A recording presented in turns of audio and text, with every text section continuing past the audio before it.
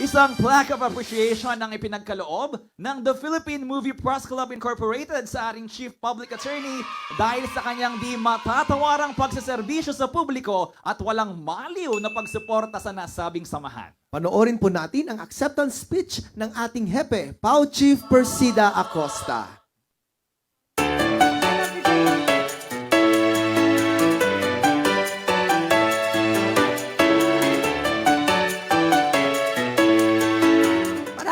Maraming salamat po sa Philippine Movie Press Club o PMPC sa kanilang pagkilala at pagkagawad ng plaque bilang pagpaparangal sa naitulong ng Public Attorney's Office at ng inyong lingkod para isulong ang entertainment industry for music.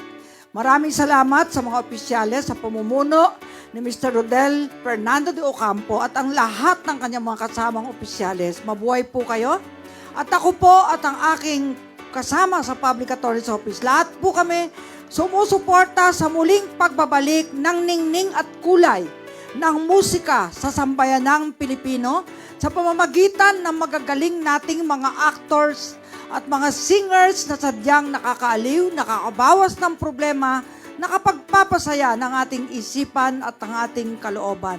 Mabuhay po ang PMPC at ang Star Awards for Music ng PMPC. Mabuhay po tayo lahat.